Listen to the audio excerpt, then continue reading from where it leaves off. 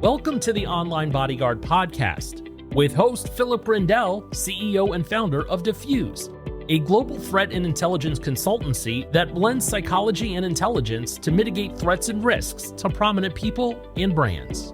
Hi, and welcome to the Online Bodyguard podcast. And it's my absolute pleasure this month, in fact, to have Bram Meer, who is a very esteemed individual who holds an academic degrees in criminology and in an MSc in clinical forensic psychology.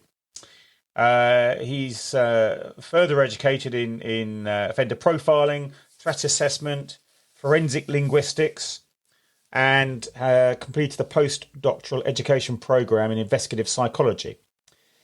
He specialises in the assessment and risk management of threats against public figures, families, and the C-suite of companies. He advises on concerning behaviours in higher education and major companies, and he serves clients on a national and a global scale. He also is a guest lecturer at the Netherlands Police Academy and the Frankfurt School of Finance and Management. He serves on the editorial board of the American Psychological Association, accredited Journal of Threat Assessment and Management, which if you don't ever receive, you want to get that magazine because it's one of the best publications I get probably every month or whatever it is. It's a fantastic read. He's the former president and current board member of the Swiss-based Association of European Threat Assessment Professionals, which I'm a member of. And again, if this is of interest to you, that's an organisation I'd highly recommend. And he's internationally recognised threat assessment professional and is registered as such with the Association of European Threat Assessment Professionals. So, Bram, delighted to have you on the podcast today. And when I first approached you, it was after reading the article or the paper that is included in the International Handbook of Threat Assessment around interviewing. And we were just chatting beforehand, and I was, sort of relaying the often misconception that because I was a police officer for 30 years and I was a detective for most of it, we would often assume we were good at interviewing without any real evidence to suggest that in terms of what is good at interviewing, what makes somebody good at, how do you quantify if someone is good at interviewing? So I suppose where we should start is, what is an interview in your view? Thank you, Philip. And before I answer your question, I'll try to answer your question. Thank you for having me in this program, and I respect that and appreciate that, to tell a little bit more about my field and my work. And indeed, interviewing is something that I've always been interested in, starting as a clinical psychologist in a forensic hospital. How do you speak to these kind of special people that you meet, but also then later on in a police setting? How do you talk to people who don't want to speak up? And you have plenty of experience too, and you know how that feels, how you are there in that room. It always fascinated me. So again, thank you for being here. And you just asked me, well, what is a good interview? I'll repeat that. What is a good interview? What is an interview for me?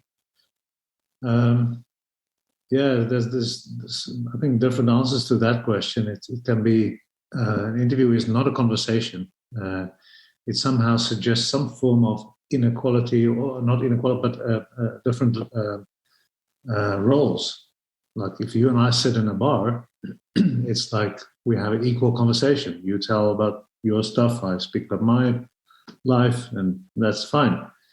But if you invite me for an interview, it is not my free choice, perhaps, or I have to go, or I need to go.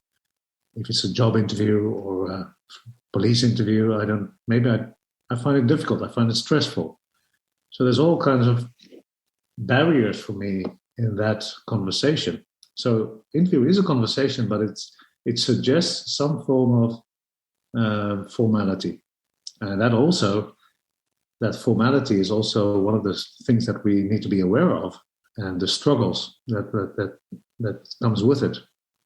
So I think it's very important for every interviewer to realize, to put him or herself in the shoes of the one coming into that room. whether it's a nasty psychopath who just killed somebody, or a witness, or a victim of a crime, or anyone else, and just position yourself in that situation and try to feel what this person feels and try to understand what this person, given his or her situation and his or her personality, try to picture and try to prepare yourself for that situation and how to make this person comfortable and how to reduce all these barriers.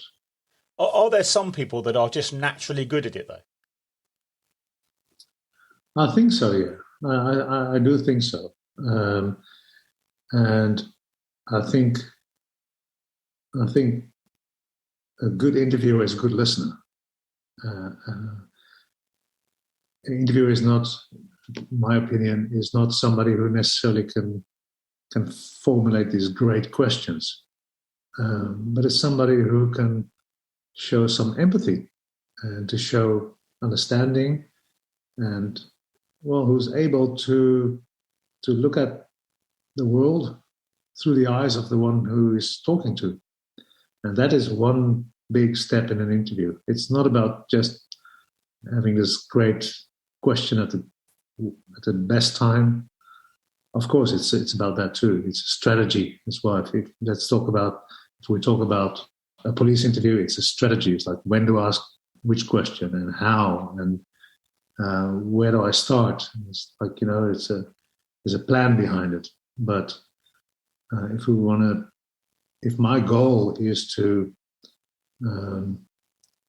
get a story from somebody, to get the truth and to get his or her view on things, I need to listen to this person and make this person feel comfortable. So I do think that some people are better at that than others.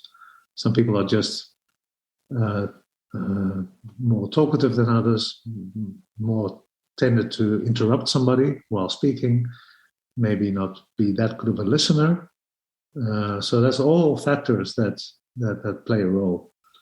I think I'm a good interviewer for certain interviews. For certain interviews, I don't think I'm good, and I'm aware of that. But if I have interviews on a regular basis in difficult situations for people, but when I listen to myself on a recording, because I have to read that, I think, man, why do you ask that question? Wow, that's not good. So we're human beings, and we are failing and making mistakes, but yeah. So it used to be one of my worst experiences to have to listen back to the interviews, and in the old days of policing, when I had to transcribe the interview, and it's amazing how many unconscious habits you have in just ums and ahs and other things and questions that you ask. You think that made no sense at all, or so yes, exactly. So it is a really good thing actually to do that, because you do pick up on your own habits. They mention a very important point. It's never nice to hear yourself, but it's very important, because you see those and hear the habits that you have that you never thought you would do. Like, one thing I recognized the other day is like, I do that like this a lot, not because I need to, it's just a sort of a habit. And then I told myself, like, stop this, man, Or like, I did an interview with somebody a week ago, and yesterday I had to quote myself and her in that interview. And man, I just asked a closed question. Just this is on a critical moment. And then I think, well, here am I with my years of experience and teaching how to ask open questions, which is not easy. But there I do it myself. So it's a constant learning. Yeah. So if we start at the beginning though, because I think there's probably lots of misconceptions and there's probably lots of assumptions about some of the processes that go into an interview. So I know that you've talked previously, and I've read one of your articles where you talk about moving away from what's called a question-based approach to a topic-based approach. Can you talk more about that? Yeah. Um, I th- Let me start by saying this: like it's, as I said in the beginning, it's very important um, to have somebody feel comfortable, no matter if it's a victim or an offender or a suspect or a witness, whatever. Just this person needs to feel comfortable, because we know from research it's important to, if you want to have a full detailed story, um, then that's important. People will speak up more when they feel comfortable. That's it. Um, so um, you don't want to confuse people by saying like, okay, this is a suspect interview, but you're trying to make it look like a chat.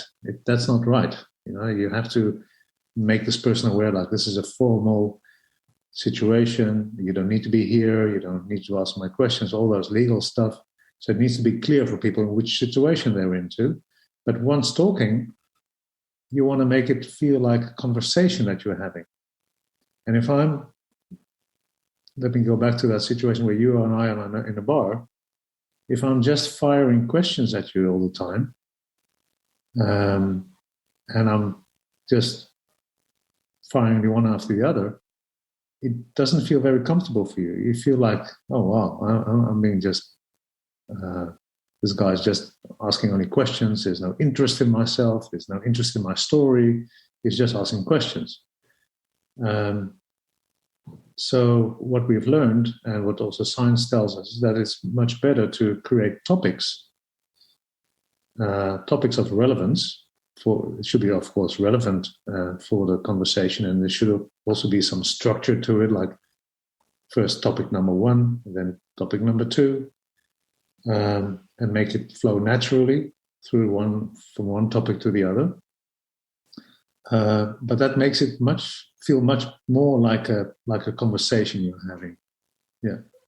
So, for example, if I am speaking of a victim with a victim of sexual assault, that's like a nasty incident, then that would not be my first question. That would not be my first topic to start with. Like, okay, please explain me exactly what happened. First of all, I would like to maybe talk to this lady about another topic that is not directly related to that, and use that topic to make her feel more comfortable, to make her feel more relaxed, in which I explain what the situation is, etc., and then slowly but surely moving from one to the other. So that suggests not having a list of questions written down in terms of this. I've got 20 questions here, and I'm going to work through these questions.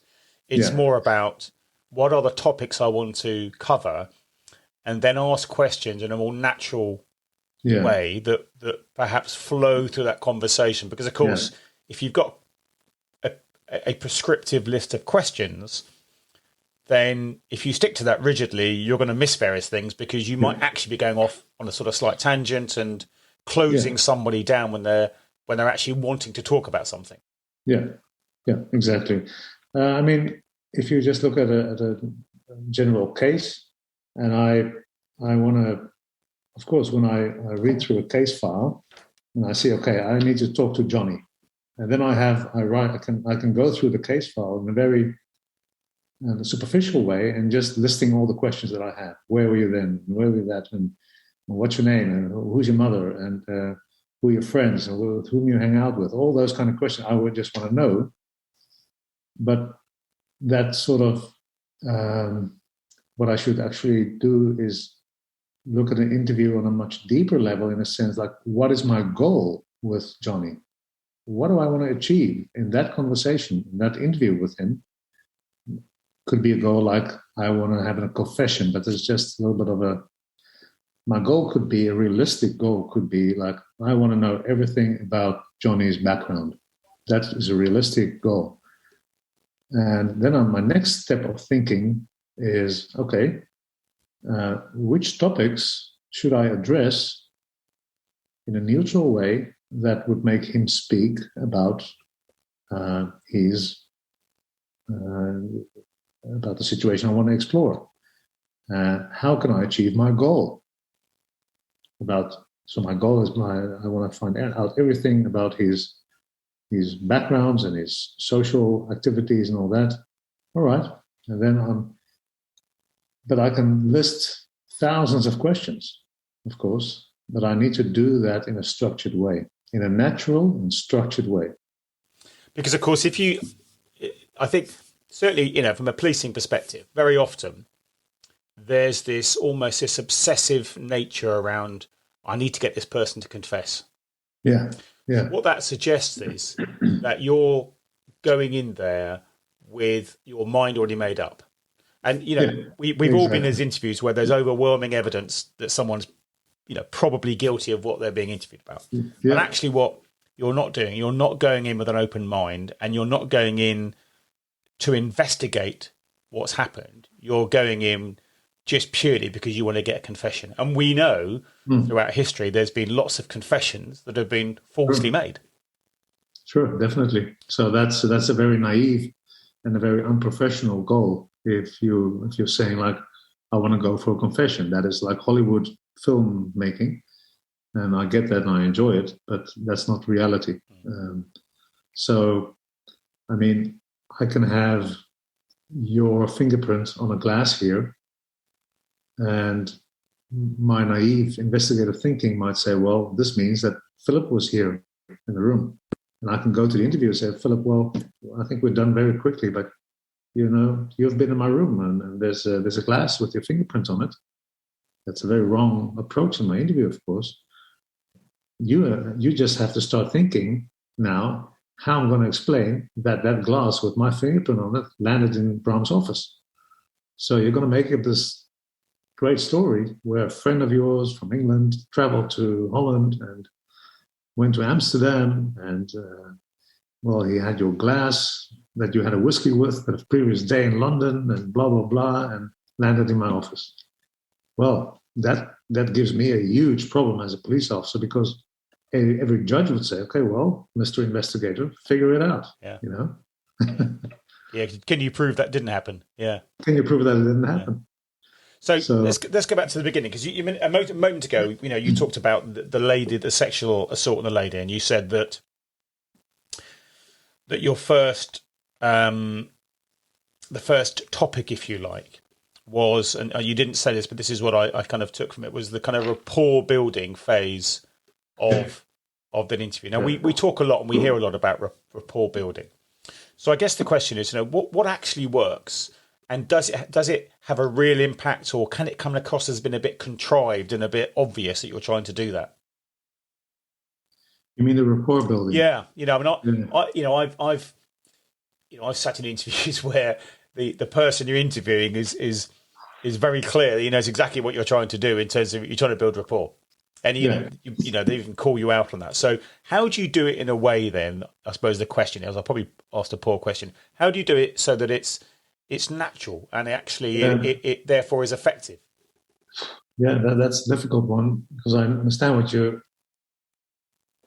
you're asking, and it's so difficult to explain what do I do to make it look like a natural context. It's very subtle.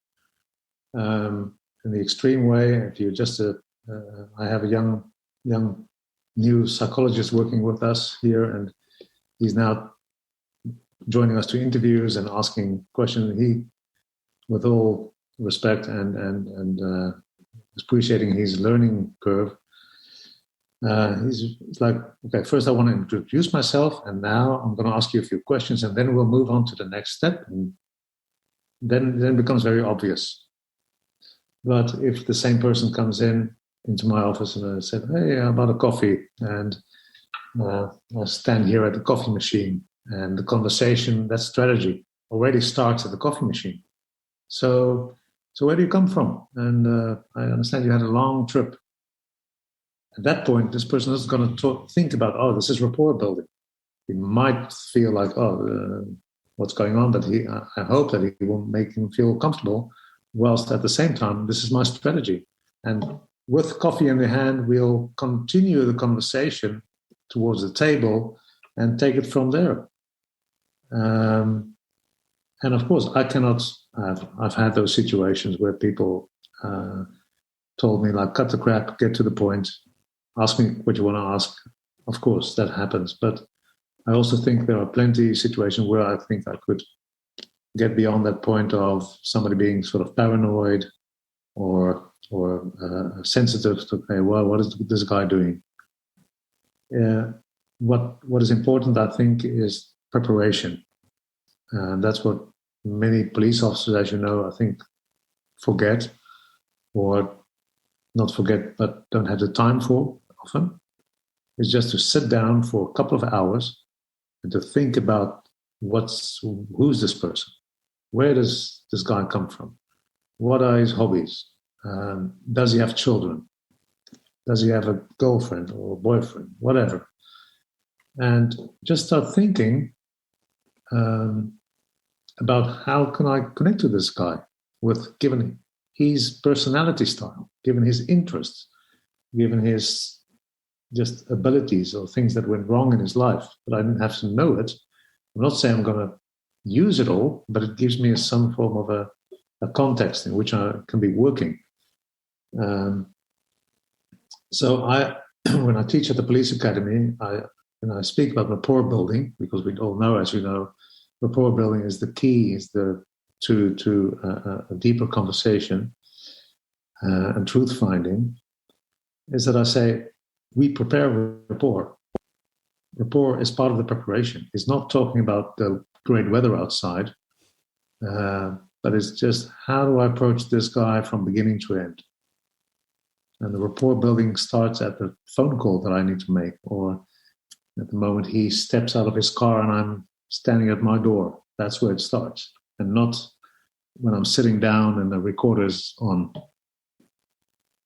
So I guess that really comes back to being actually interested in, and honestly interested, in the person that you're going to be engaging with.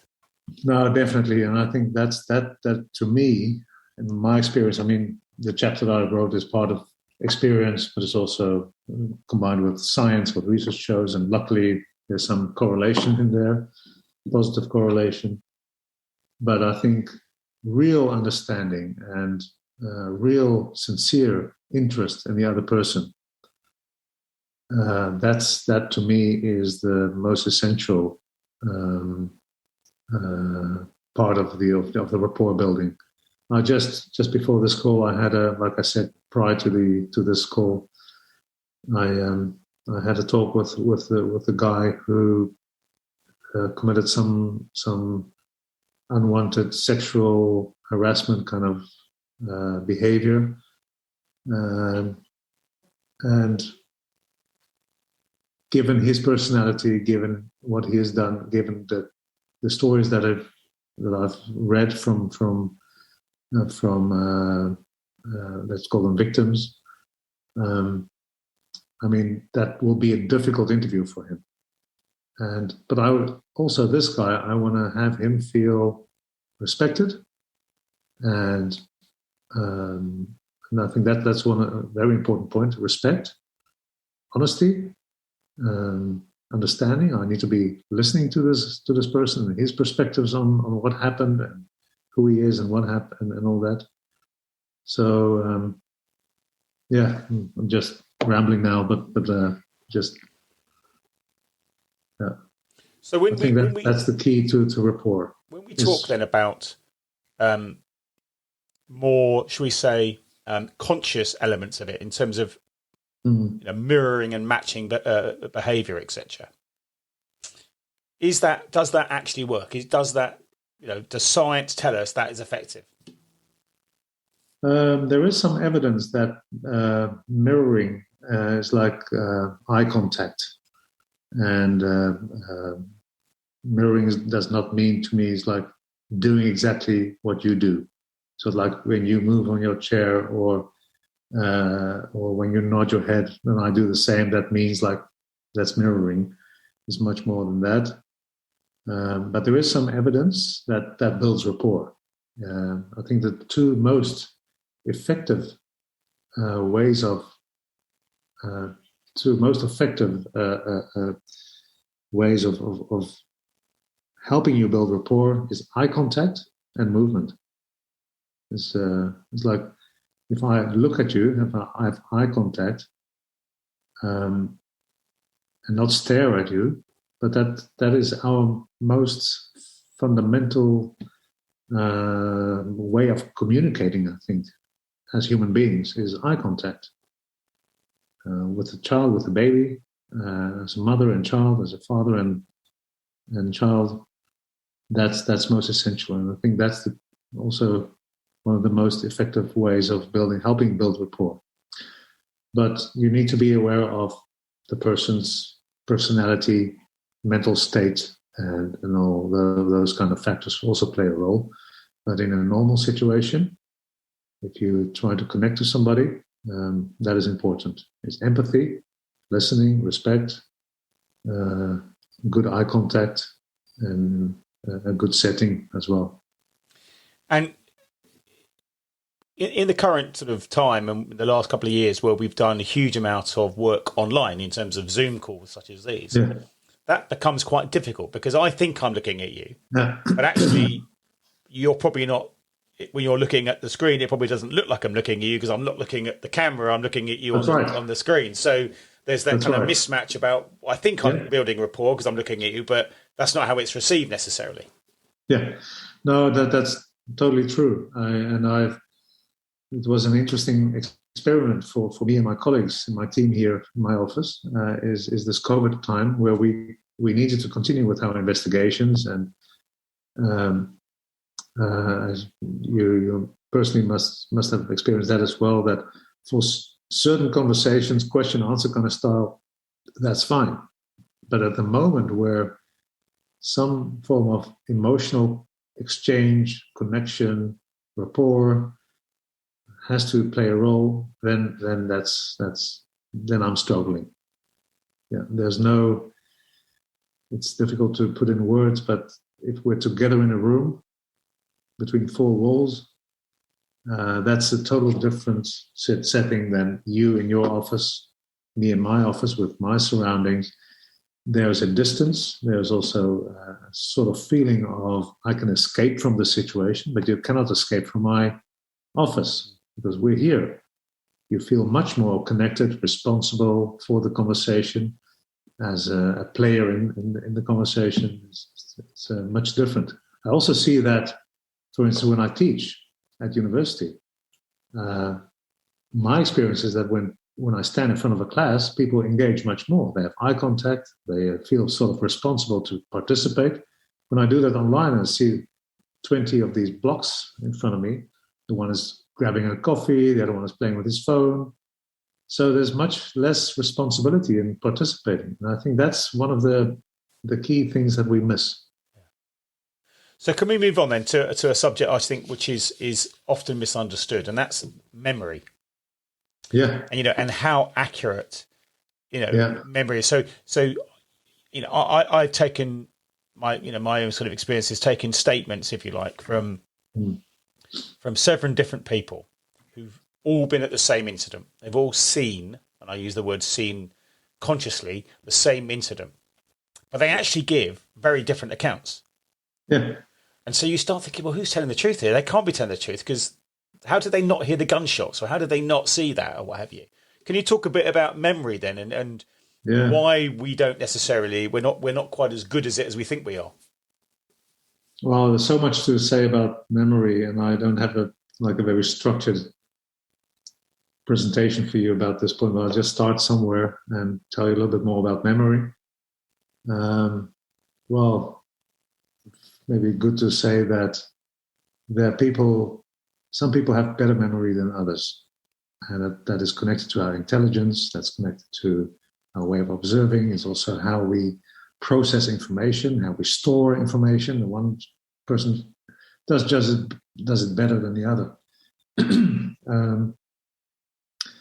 Another important point is that our brain and how we feed our brain with information, it doesn't work like a voice recorder or a video recorder.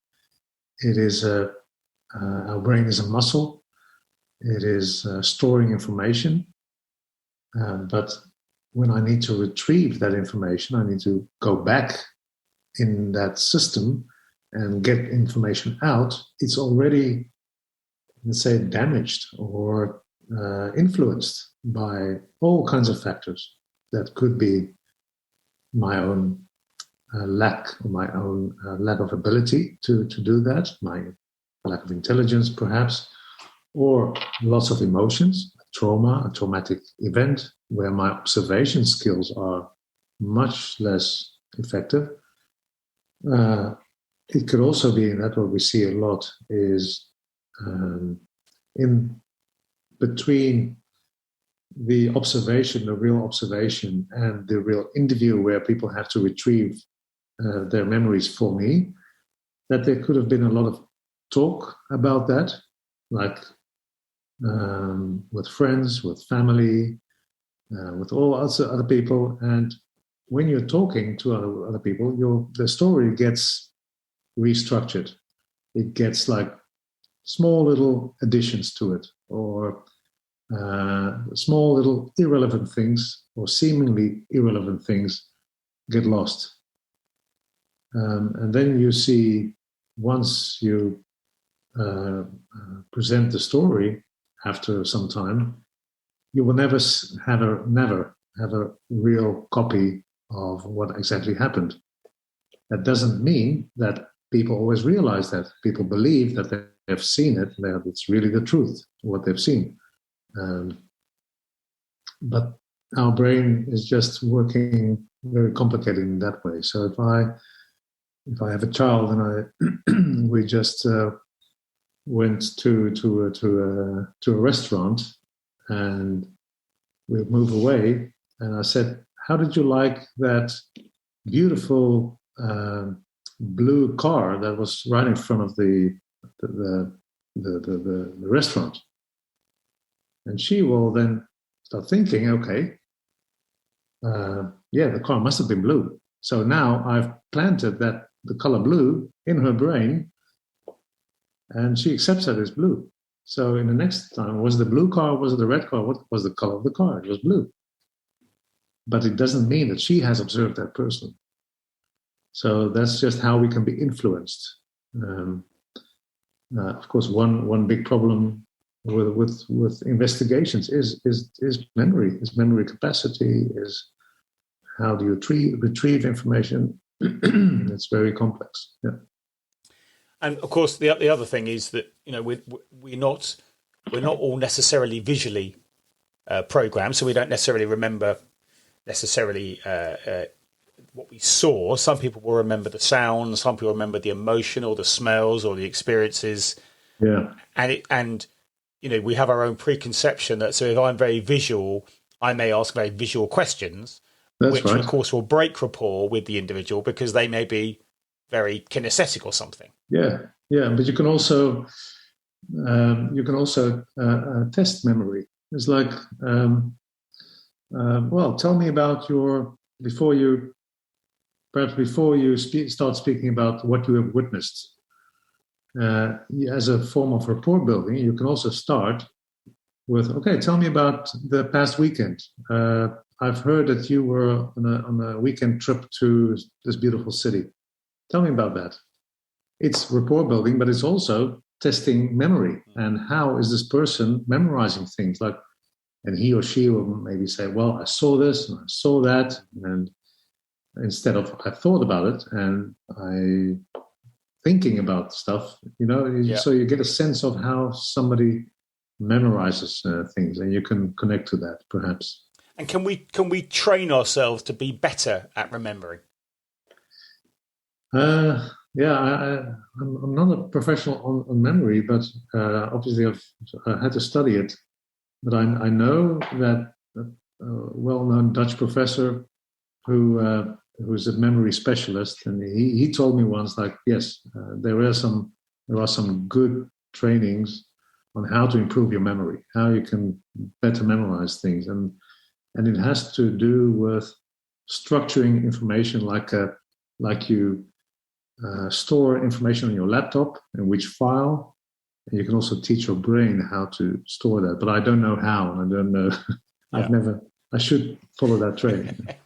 So one of the other challenges, I suppose, is that if we're speaking to a victim or even potentially a witness who has experienced an event or an experience that is challenging, we have to be mindful of the impact of that trauma on them, and whether we are embedding further trauma or their response to trauma. Do they black things out? Do they delete bits of it because actually it's, to coin a phrase, in the too difficult tray, and therefore I'm going to just block that piece out? So if we are interviewing someone, and particularly in a kind of threat assessment environment, what's the sort of science behind it? Is there any advice around how do you make sure that you're not committing further harm by the interview? You mean further harm towards a victim who has been traumatized? Yeah, absolutely. Yeah, or even a witness. Yeah, I don't know. It's hard. I think. Well, what I do, but maybe some colleagues will say, well, that's wrong. But what I do is, when I speak to somebody, I think it's very important to introduce at the beginning of your interview, to introduce yourself, but also to what I call the structuring phase, is to structure the interview and have somebody understand what will I be discussing, what will I be talking about during this meeting, and is that okay with you? So if you have just been going through you've just had an accident where you lost somebody, your friend, well, that could be obviously a very traumatic event. Then I would probably say, "Oh, Philip, thanks for coming over. That I'm going to ask you some questions. I just want to make and check if you feel comfortable with that. I'm going to tell you now what I'm going to do. So I'm going to be asking very detailed questions about things that happened to you, and I can imagine that it will be painful because I will also go into details, and I need to. That's part of the work I need to do. How does it feel? How do you feel about that? Is that okay? We can always take a break when necessary. You just indicate. So what I do in a very active way is to be very sensitive to this person, and just to check if that's fine.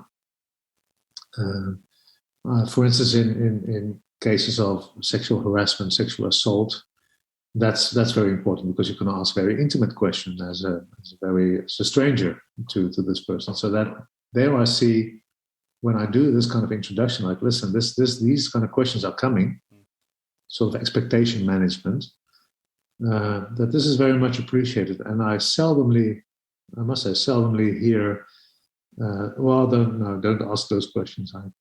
I can't deal with that. Most of the real victims, and I'll explain what I mean with that.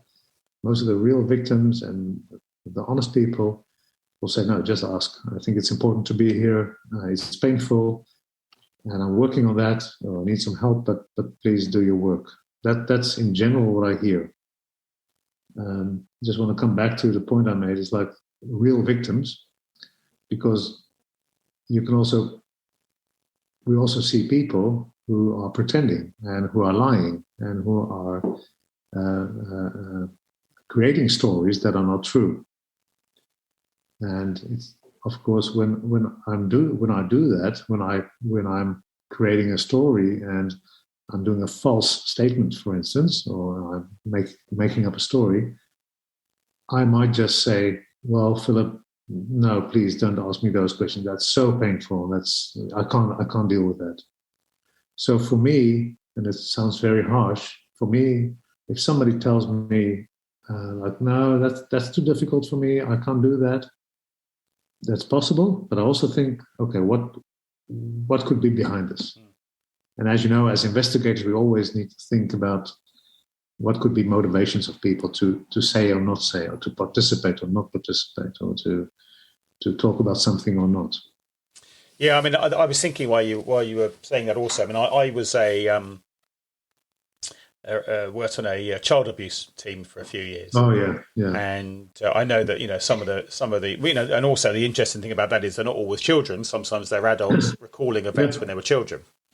But one of the things that we were always very careful about was making assumptions about what we thought they meant when they were making reference to certain things. So very often they'd have different words for body parts. And even as adults, they wouldn't refer to things as the obvious thing, if you like. And so it was almost avoidance of actually talking about certain things in some detail. We had to be really clear about sort of, making sure that we didn't make an assumption and asking them, you've just said X. What do you mean by X? Can you point to it, show it to it, draw it, what have you? But that thing about not making an assumption that you know what someone means was key in those kind of environments. Yeah, very important. Very important to have the same understanding. But like I was talking to somebody in an interview context and said, well, we had the word rape was introduced, but I found it very important. It's okay, but please, before we continue, what does rape mean for you? Yeah. And if you are a naive investigator, you think, oh, well, I know what it is, and I know what you get convicted of. But it could be that this person has a totally different concept of what rape is. Yeah. And so when we move into sort of the more technical side of it, in terms of, we've got cognitive interviewing, we've got peace process, we've got structural professional judgments, we've got all these different models of interviewing. How do you know which one is the right one for the scenario you're going to be involved in? I think it's more of what you call an eclectic view. I'm aware of all the models that you can that you can use, all the rules and all the possibilities and the which one is better when and all that. And I've experienced them all, and I've tried some of the models. It's sort of an approach where you just naturally, as your experience grows, you naturally jump from one topic to the other. It makes me think of what a friend of mine always says. He says, when you start driving and you just had your license, you just drive in a very structured way. Like, okay, I need to look out of the window and all these step-by-step thinking. And as you become more experienced, it becomes more natural. And if you have a look at Formula One drivers, they do things that are not allowed to do, that you in your first class have said never do that because that's dangerous, or that you shouldn't do that. So that's how expertise develops, and that's what I mean. As I'm getting older and doing this more often, I get more experience, and it becomes more of a natural process in which models you go into. But I think what I appreciate the most is sort of the peace model. I think that's in most situations very effective, or at least a model where there's some form of introduction, where there's some form of a structure. You start with introducing yourself, making the person feel comfortable, structuring the interview, what can be expected, what are we going to talk about, moving then into a situation where you discuss topics that are not so intrusive and not so critical, and then slowly making bridges to other topics that are more relevant, more painful, more confrontational. So that's what I appreciate. That's what I find very effective. But there should be, there should be some structure to it, but in a natural way. So we were sharing some sort of stories before we came online, and I sort of specifically talked about the peace model because of the experience we had working on some of the organised crime areas that I worked on, and how the psychologist that we were working with at the time said, you've got to be really careful around the free recall aspect of it if you're dealing with someone who's psychopathic, because of course control is their thing. So if you're not careful, they'll just run away with it. They'll control the interview. So is there an element there where, clearly that's about your preparation as well in terms of understanding, well, who am I interviewing? Yeah. And actually, are there some reasons why I'm going to choose this particular type of model, or why I'm not going to be doing something? Yeah. And again, that's part of your planning and preparation and really understanding the scenario, who you're interviewing, and what's going to work, and also what your objective is. Right. Yeah, I think it comes down to a very important point. Is my view is that the personality and someone's emotional capacity, someone's emotions or personality style, or however you name it, is the key to a good rapport and conversation. It's like I have to, when I speak to somebody, I need to prepare who am I talking to, and then I'm trying to get a sense of this person's ability to show empathy, to have empathy. That's a very important element, I believe. Is what is the person's capacity or ability to have feelings like shame and guilt and affection? Does this person show any form of empathy towards the victim? Can I play around with those emotions? Can I use those emotions in order to direct my interview in a certain direction? So if that's absent, then my interview gets more like a chess game, right? So if you're speaking about psychopaths or psychopathy, what do we know about psychopaths is that they have a lack of empathy. They have very much difficulty to show, to put themselves in another person's position, and to have feelings of shame and guilt and all that. So that makes the play field quite cold. And what I do in that way is that my preparation becomes even more important with psychopathic suspects or interviewees, because I need to understand very well what do I have as evidence? What do I have against this person? And when can I present my evidence? What I want with a psychopath is to get this person into a corner where he says, okay, you won the game, man. So I want to have a strategy behind it where maybe I end up in a situation where the person says, can say, well, you lied about this, you lied about that, you lied about being there because here's the evidence. How do you explain yourself? And then it will be anger or just nothing, or not saying anything anymore. Fine. But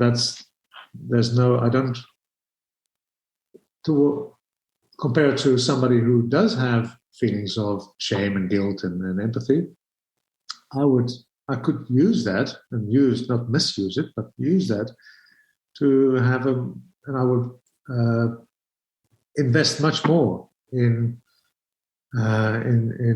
connecting to this person and having this person like me in a certain way and show some empathy and listen and all that. But as we know, a psychopath doesn't care about that. It's like I said, like a chess game.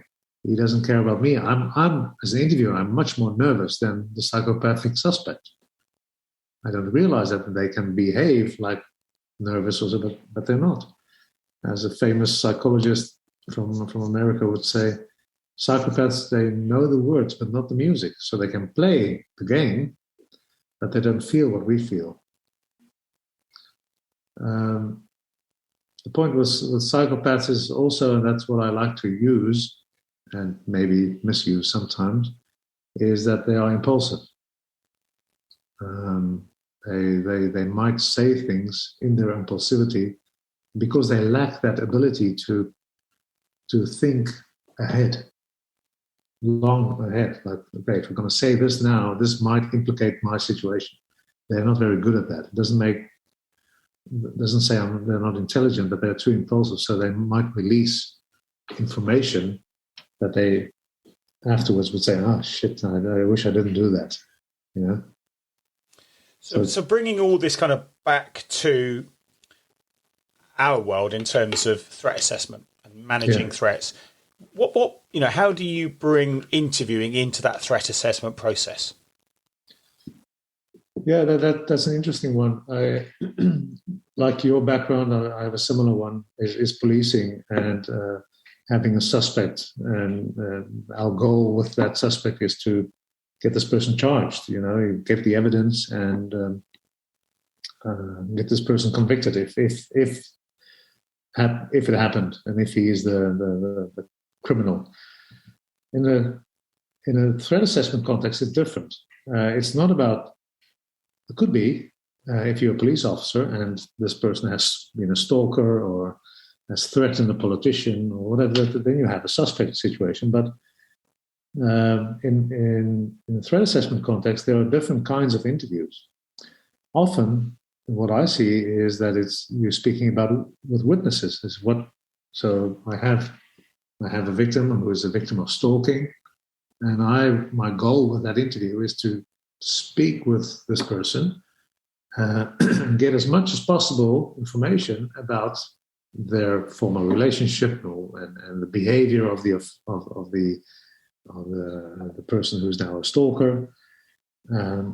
So that's my goal. So in the threat assessment context, I think that's what I see the most is like witness interviews where you want to have a full narrative of this person. And other situations is that we see in our field a lot of people who are worried and scared. So we also have to advise people. So that's another form of interviewing or conversation, you could say, is that we need to advise our people, and there's other skills that come into play with that.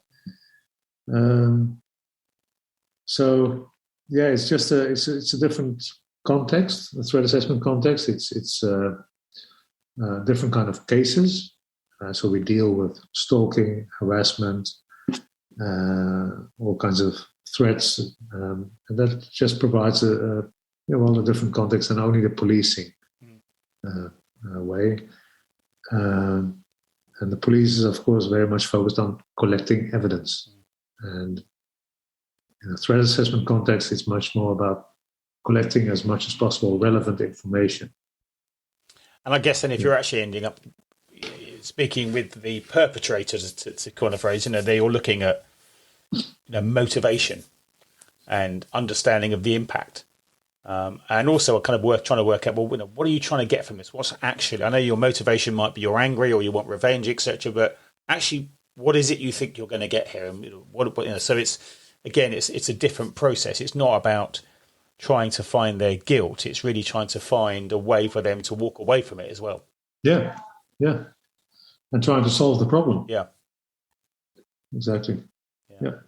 Listen, it's been a tremendous pleasure and honour chatting with you about this subject. It's one that I think is so important, and yet it's something that every police officer, every law enforcement, every customs officer, everybody that involved in the world of investigations, insurance, anything, does on a daily basis. And yet very often the training and the real depth of science behind the subject, I think, is often overlooked. Right. And I think people underestimate the value of some of the knowledge and expertise that you have with your research and what have you. So thank you so much for sharing that with us. Just for the benefit of those that are listening, our next podcast is with a good friend of mine, Paul Blanchard, who is a PR expert. And again, in a sort of similar vein, it is working in environments to try and, again, deal with problems that individuals have caused potentially, or where things have gone wrong. And it's the power of communication and using the right phrases and words and all that sort of stuff, but at the same time understanding the impact on people. So going to be really interesting, that one, because Paul's got a breadth of experience which goes right back to working on sort of Tony Blair and what have you in the Labour Party and the government, to working with billionaires and some of the biggest corporations in the world. So looking forward to that. But for now, Bram, thank you so much for your time. I look forward to having that beer that we kept talking about, and possibly in Nuremberg later this year. Thank you for having me in the program, Phil, and it's been great. Thank you for the opportunity. My pleasure. Good to speak with you. Cheers. Thank you very much. Thank you for listening to the Online Bodyguard podcast with host Philip Grindell, CEO and founder of Diffuse. Please rate, review, and subscribe on your favorite podcasting platforms.